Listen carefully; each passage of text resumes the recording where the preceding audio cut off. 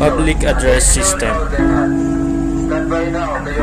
Ito ang nagsisilbi naming alarma sa tuwing papalapit ang aming barko sa daungan.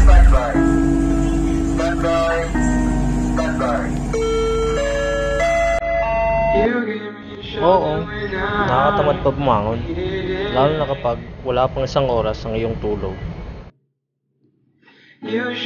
Pero kailangan bumangon kasi parte yan ng buhay namin dito sa barko.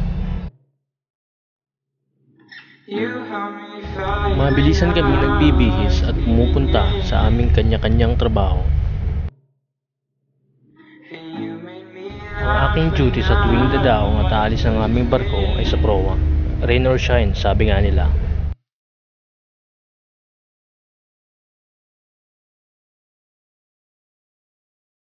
Pag-iikot ng handbrake sa mooring winch at pagbibira ng lubid ang aking paulit-ulit na ginagawa dito.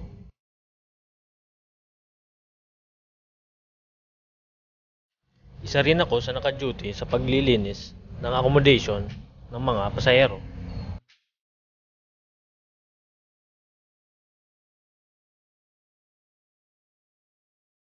Kami rin ay nagbabaldeo sa kubyerta pagkatapos ng unloading.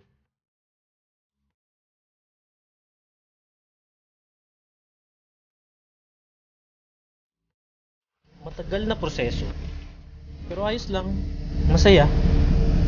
Kasi habang kami nagtatrabaho, kami nagkikwentuhan, tawanan, minsan nag-aasaran, ganun lang.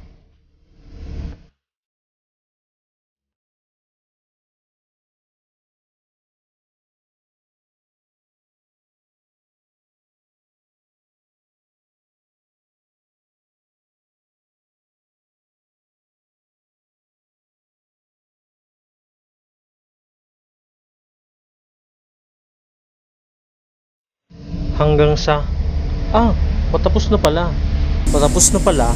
ang trabaho.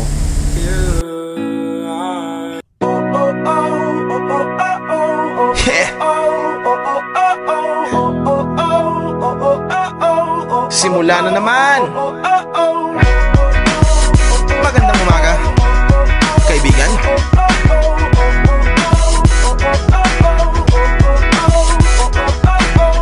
Eto na naman tayo bago simula. Huminga ng malalim, alisin ang kaba. Tapos na ang kahapon, pwede na yan itapon. Huwag lang ang mga araw, dapat yan ay ibaon. Katulong sa panibagong hamon. May paparating na bagong alon. Pwede kang lamunin o pwede mong sabayan. Yung aral na kahapon, pwede kanyang gabayan.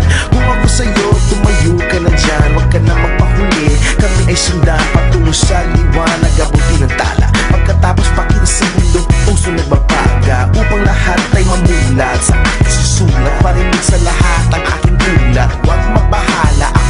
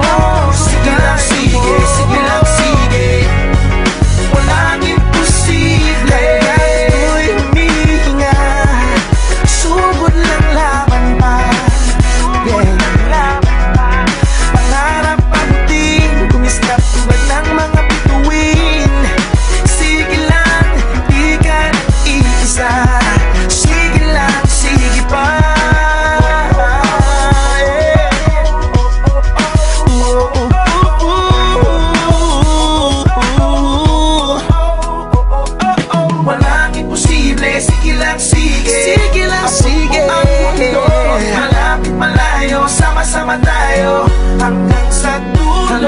Ano man ang pasubok, isusuko. Alam ko kaya mo.